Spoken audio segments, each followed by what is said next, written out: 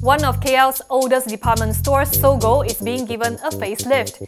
However, will that prove enough to fight off competitors both tangible and online? We talked to Sogo Malaysia Group MD Alfred Cheng about the challenges and the opportunities. Departmental stores worldwide are struggling, not just in Malaysia. This year we are looking at 10 new malls coming up in KL alone. And a lot of young people, they don't seem to be interested to shop in departmental store anymore. How do you see competition online? How do you see competition with other retail malls nowadays? I think we have to provide what the customers are looking for today, which is going back to the basics of shopping in a department store, the excitement, the aspiration it brings. In other words, I'm trying to introduce an immersive shopping experience for our customers. It's more than just selling products. We're trying to create an experiential platform for our customers as well as a community for our customers. Like in this store, our flagship, I expect to introduce 30%, 35% of our space being allocated to lifestyle services. Tell us more, elaborate more on this store. Last year we started by refurbishing our third floor, which is a young lifestyle floor.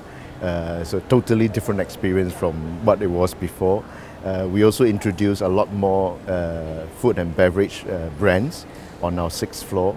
It's a 5 years refurbishing program for us. We will do it gradually over different levels over the next 4 to 5 years. We started last year. Like for example, this floor we've introduced like even a beauty laser treatment for the ladies.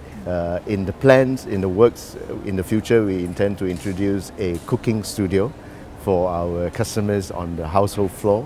We intend to introduce a pampering service like hair care, body care for our customers as well. Could you share with us your total capex this year? In the next 5 years, based on the 7 confirmed stores that we have shared with the market, the total investment will be in the region of about 200 million. Next year alone will be, because we are opening 2 new stores next year, will be between 40 to 50 million. So with all these new stores coming out, how do you compete with all these standalones, beauty brands or clothing brands? I think the platform of the department store is that we have a lot of variety, a lot of choices. You go to a single brand, mono brand shop, you only have one brand experience. In a department store, you can multiple brand experience. Now Sogo KL, you operate and you occupy the entire mall, but for malls like South Key in Johor, you're actually one of the anchors, one of the tenants. So is that your goal moving forward? The intention is to find the best location for our store, whether it's freestanding or it's part of a mall. I think more likely than not, the future store, most of them will be as an anchor in a shopping mall. But where the location is suitable, we also manage the whole mall. So how do you see the market in Johor? I think Johor is probably the second biggest market in terms of purchasing power for retail in Malaysia. However, there's a void to be filled in Johor. If you look at the existing level of malls, they are all very basic and there is no modern lifestyle malls. In the IGB, we have a partner who intends to put in a regional lifestyle mall, which has got all the values that we intend to have in our department store. Is your IPO plan intact in 4 years' time?